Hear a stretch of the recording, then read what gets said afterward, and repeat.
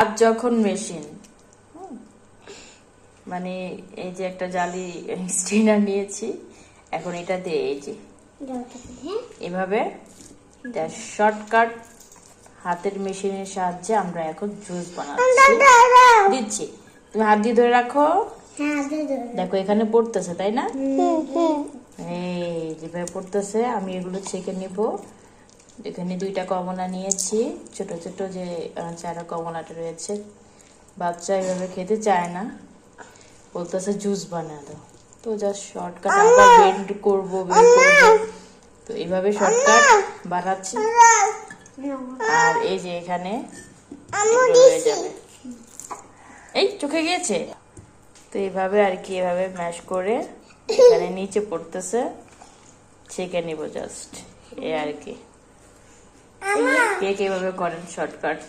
এই এটা আমার মেয়ে প্রথমে বের করে বলতেছে আপু এটা দেবো, তাই আর কি এভাবে করতেছি যে নিচে।